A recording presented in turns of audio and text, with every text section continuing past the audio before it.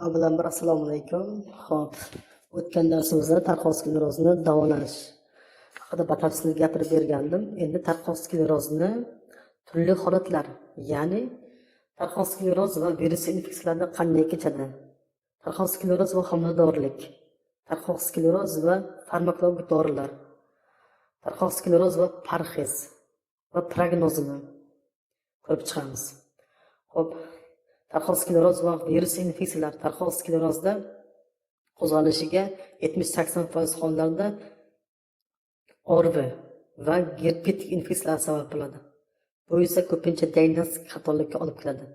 Bunday holatlarda vrachlar avval tarqoq ensefalomiyelit tashxisini qo'yishadi va bemorda tarqoq skleroz rivojlanganligini keyinroq bilib qolishadi. Bakterial infeksiyalar esa tarqoq sklerozni kuzata olmaydi. Tarqoq sklerozni faqat virusli infeksiyalar eslatib o'taman. Tarqoq sklerozni faqat virusli infeksiyalar, ayniqsa gerpetik kuzatishi mumkin. Shuningdek, xirurgik operatsiyalar ham tarqoq sklerozni qo'zg'ay olmaydi.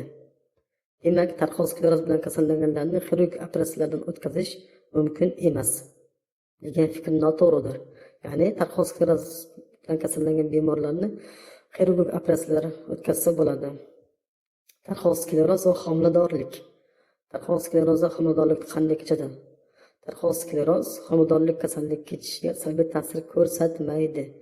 Eslatib o'taman, tarqoq skleroz homiladorlikda kasallik kechishiga salbiy ta'sir ko'rsatmaydi. Hatto kasallikning qo'zg'alish xavfi birmuncha pasayadi. Ammo bola tug'ilgach kasallik biroz qo'zg'alishi mumkin. Xo'p, mutaxassislarning fikricha, abort va tug'ishdan so'ng kasallikning qo'zg'alish xavfi bir xilda saqlanadi. Shu bois tarqoq skleroz bilan kasallangan ayolga homilador bo'lish va tug'ish man etilmaydi. Eslatib o'taman, azizlar, tarqoq skleroz bilan kasallangan ayolga homilador bo'lish va tug'ish man etilmaydi. Mumkin, homilador bo'lish ham mumkin, tug'ish ham mumkin. Biroq homiladorlikda va laktatsiya davrida bitta interferon dorilarni tavsiya etib bo'lmasligini ham e'tiborga olib qo'yamiz. Demak, homiladorlik vaqtida va laktatsiya davrida bitta interferon dorilar berish mumkin emas. Xo'p, keyingisi tarqoq skleroz va farmakologik dorilar. Tarqoq sklerozda gamma interferon qo'llash mumkin emas. Ya'ni interferon alfa va beta 1A, 1B'lar qo'llash mumkin, lekin gamma interferonni qo'llash mumkin emas. U kasallikni kuzatib yuboradi. Shuningdek, interferon indikatorlari ribonukleotid, ya'ni ribonukleat natriy, teloron, sikloferon, niovir va shu kabi dorilarni tavsiya etilmaydi. Ular organizmda gamma interferon ishlab chiqarishni kuchaytiradi. Tarqoq sklerozda sinalmagan immunomodulatorlarni tavsiya etish man etiladi, ya'ni mumkin emas. Tarqoq sklerozda endometazin ham tavsiya etilmaydi, chunki unda kasallik qo'zg'alishiga turtki bo'lishi mumkin deb hisoblagan. Xo'p, aytib o'taman yana, tarqoq sklerozda endometazin qo'llanilmaydi, gamma interferonlar qo'llanilmaydi. Ya'ni, xo'p, tarqoq sklerozda interferon indikatorlari qo'llanilmaydi. Bundan tashqari, tarqoq sklerozda aspirin va parastamol tavsiya etilishi mumkin. Tarqoq skleroz va parhez. Tarqoq sklerozda organizmning ozdiradigan parhez tutish man etiladi. Eslatib o'taman azizlar, tarqoq sklerozda organizmni ozdiradigan parhez qilish man etiladi, chunki tarqoq skleroz aminokislotalar, vitaminlar va mikroelementlarga boy ovqatlarni ko'p iste'mol qilish kerak.